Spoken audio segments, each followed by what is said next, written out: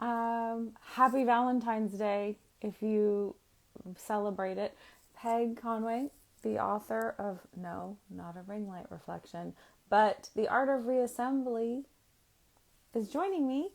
She's here already. Um, to read her poem. So, hi, Peg. Hey, Allison. Here's your book. I see by my book.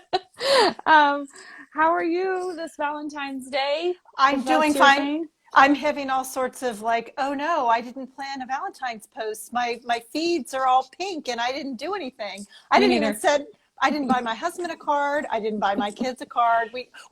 We wished each other happy Valentine's Day first thing this morning, which is actually pretty unusual. We're not big on those kind of holidays. Me neither. I actually saw the feeds too, and I was like, oh, that's nice. I guess I should have. We're going to post this. That's going to be our Valentine's Absolutely. Day. Absolutely. Well, I have a sort of counterphobic response to these things like, oh, everyone's doing this. I don't need to almost like I can enjoy it, but not feel pressure to, if it didn't arise naturally. I had an intention or a idea to do something for my kids, but I never got around to it. They don't care. They don't. I got a bath bomb, which was surprising Hmm. and very sweet. So I got a bath bomb this morning,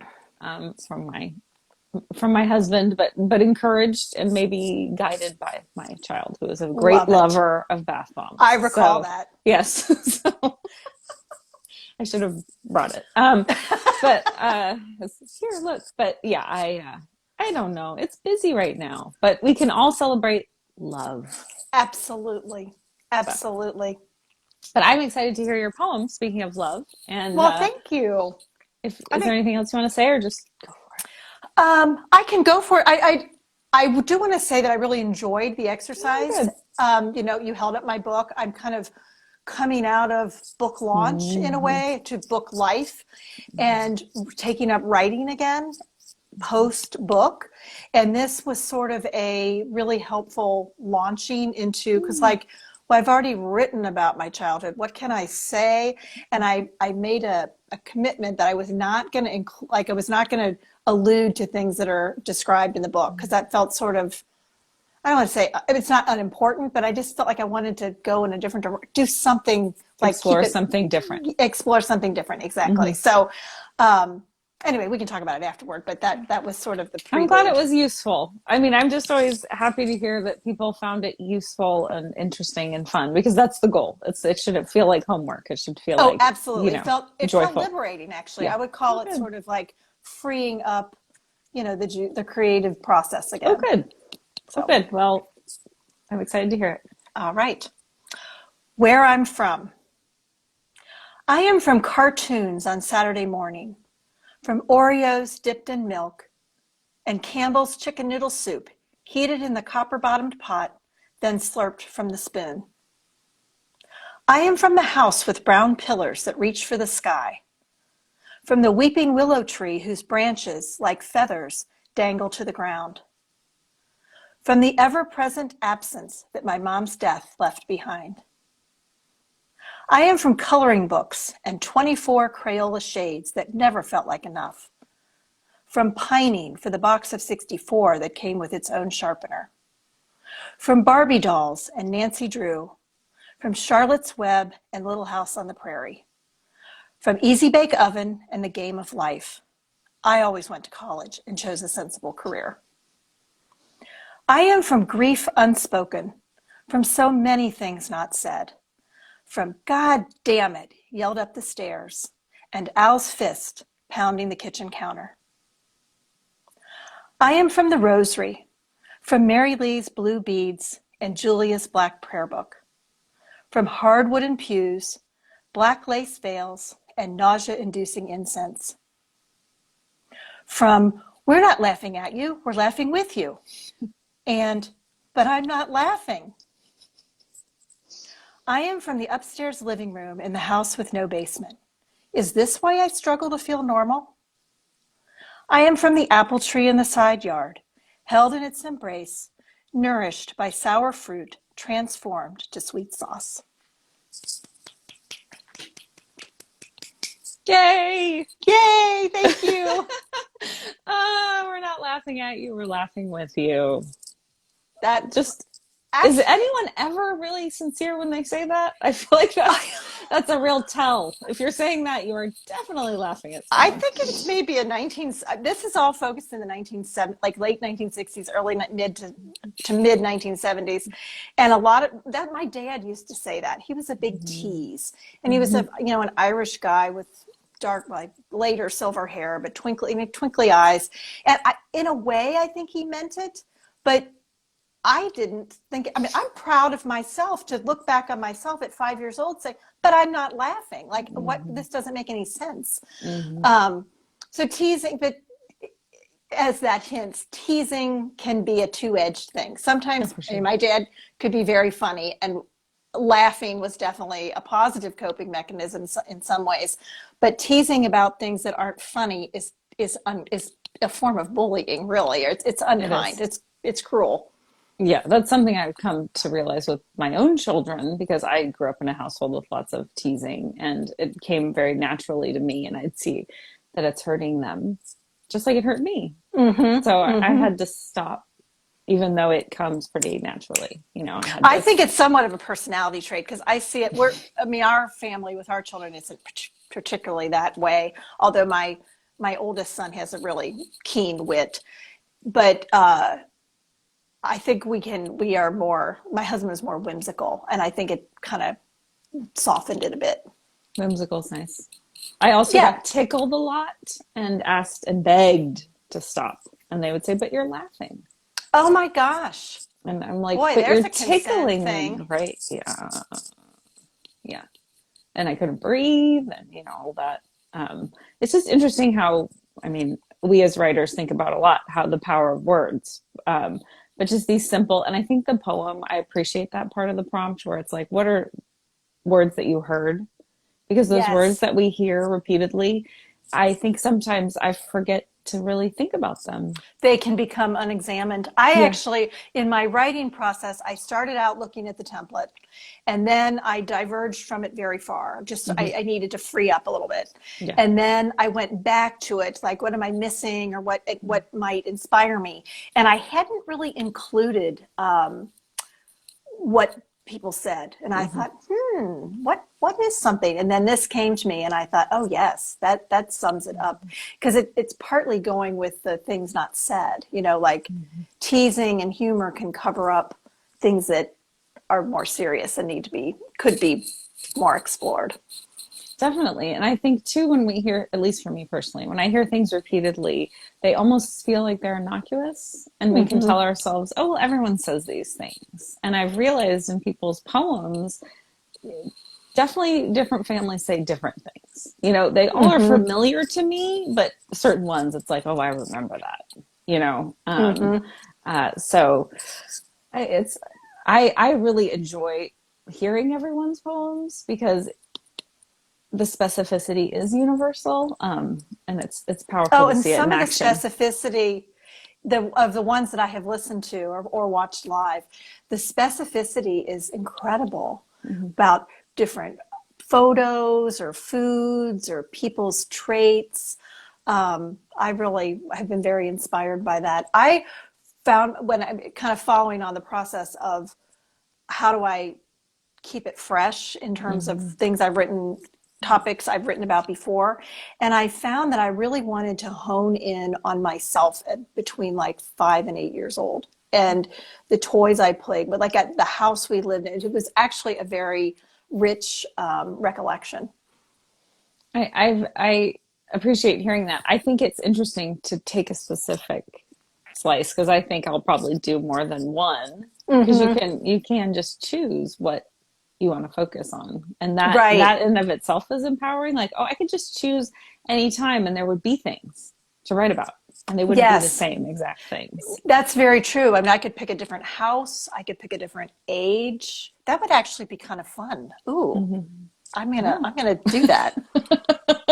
Well, and I don't know if you saw last week, but Vanessa was talking about doing it as a character exercise for fiction. And I thought that was really... I have not listened to that one yet. I recently listened to Anne Kelly's, and I loved her sweep of her ancestry, like the Irish and the Catholic and the County Tipperary, and that was really a different take. We definitely have some Catholics here sharing their poems. Yes.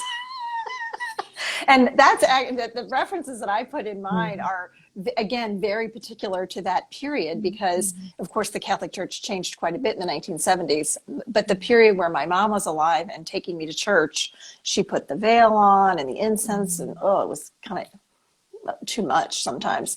But later, of course, my experience was very, very different. We didn't have all that anymore, quickly, actually, in my childhood. I find all of that, hearing about it, mystical, though. Like sort of the magic of Catholicism. There's definitely that. There is definitely that. And some people feel like that got lost. You know, it's always a different take. No one agrees. No one agrees. Well, and honestly, I'm not practicing Catholicism anymore. Only in the last 5 or 6 years did I really step away from that. But there is the element of ritual that is quite appealing in it, no doubt. But you can burn incense on your own. You can serve a ritual meal I mean, that's anathema and probably it's okay. You're safe space. It's heresy to many people, and I mean that. I don't mean it to be disrespectful. I respect that people still want those rituals, but speaking for myself, I needed to kind of step out. It was almost like it was more of an expansion than a rejection. Mm-hmm. Oh, that's a nice way of framing it, because I think you can move past something without indicting it. Absolutely. And I think that's a sign of real emotional processing. Like, I'm not triggered by things so much of the Catholic Church. Like they're just there, like, oh, I used to be part of that and now I'm not. I'm not distressed by things with the Pope or the bishops or things that used to kind of get me very riled up in a activated way. Now it's like, well, no, that's still there. That doesn't affect me, it affects lots of people, but it's not churning up my nervous system, essentially. Right. Well, that's a big change. It is. I'm very grateful. It's much more peaceful. It takes a while to just think, like, I'm from there. I'm really from that institution and that lifestyle and that community, and to not be part of it is a big change. And it is good to, and kind of grief unspoken, things not said. It's helpful to say that and acknowledge that it's painful to leave something that was meaningful, and yet feel right that was the correct choice, the appropriate choice at that time. And that was not part of my growing up at all. We did not acknowledge sort of mixed situations. Things were good or bad. You had to be happy. You couldn't be sad. Yeah, you had to conform. It was just a more binary time, I guess. I don't know. I think so. I was just talking about that actually last night with a friend, saying when I was younger, I felt like, oh, if someone's happy, they're happy. If they're sad, they're sad. I couldn't parse that they were both. And that was hard for me as I got older, because I didn't really know how to unpack it. It's taken me a long time to realize that someone can be joyful, but also full of grief and regret. I think certainly the adults of the era of my childhood were also kind of caught in those rigid boundaries and dichotomies. Like it had to be one way or the other. And so I think all of us maybe are benefiting from a little more fluidity around understanding and perspective. The opportunity is definitely there to allow ourselves to feel things if we choose to do so. So I think for some people it's terrifying at first. That's what I've observed, and it certainly was for me at first, because it just feels like the grief. I'm guessing you experienced this too. It's a lot. Well, there is the feeling of, oh my gosh, this is going to overtake me. I can't let I've kept it here because it was too scary. And if I let it out, it's going to overwhelm me. I mean, that's the crux of my book, in a sense, the experience of being a young adult and having an accident happened to a friend and then suddenly have all this emotion coming out. It is very scary, and it takes a long time and a lot of intention and support to be able to, oh, I'm feeling this now, right now, and it will pass in its intensity. It will still be there, but it will not be dominating my day or my life forever. It will become part of me. But understanding that is a very, very tough thing when you're in the intensity time. I think so. I mean, I think it helps to have faith, or also a good therapist, or a community, absolutely, or absolutely. You know, all these different tools. I think it's almost impossible on your own, because it does feel, for me, it really felt like I was drowning. You know, so it was helpful to have people to lift me up. Now, did you have a moment as an adult or young adult where the grief for your brother came out, or were you in tune with it in some way all along? I think for me, there was a lot of other things happening in my home, and I think my brother was actually a place I could safely grieve. In a way, it was a way for me to say, I'm sad because my brother died, as opposed to all the other stuff that was happening that I had no words for, and nobody talked about. Or my mom did, the two of us, but really no one. It was like, I had another brother who was shot. Nobody really talked about it. You know, it was just like, oh, some things happened. You know, it was a consequence of his behavior. He was a drug dealer. So it was a big thing that happened. Yeah. But it's almost like it never happened. So then not long after that, my brother died, a different brother. A different brother. Yes. And it gave me space to feel something that was publicly acceptable. Although I have to say, it still made people very uncomfortable. And that's really when I wrote about it a little. That's when I really started to hear, oh, he was your half brother. You shouldn't really be that sad. Oh, he wasn't your full brother. I find that just what? I mean, I can't even. That's awful. Yeah. How can people say that? I think, you know, especially, I mean, that was 1984. I think people were so uncomfortable with grief. Children were supposed to be happy all the time. I was, you know, young, and they were just trying to find a way to erase it or to make it invalid. And I find that word so, half brother, step brother. I only use it to explain how we didn't have the same mother, you know, for people to understand, because their mother died. So people understand my mother did not die. But I've gotten a lot of that in my life as a way to say, well, it's less. I mean, I'm sure you got, oh, well, you were young. Aren't you resilient? You moved on with your life, you know? I mean, I feel like people who want to find reasons to negate someone's grief are very creative. Honestly, I think I did a pretty good job on my own of minimizing my grief. And so other people didn't have to do it for me, because my experience was, you know, the loss happened. We carried on with life. Then my dad remarried, and then we moved further on with life. And so by the time I arrived in my 20s and this accident happened, I'm dealing with this grief. I felt like, who would even want to hear about it? Like, this is 20 years old. Is this even real? And so I kept it in a very close circle. And again, because my stepmother was still part of my life, it just all seemed very, I don't think I thought it was shameful, but I just felt I had a very strong impulse to just keep it close. There was no place to put it. There was no avenue to talk about it, even with people that knew me really well.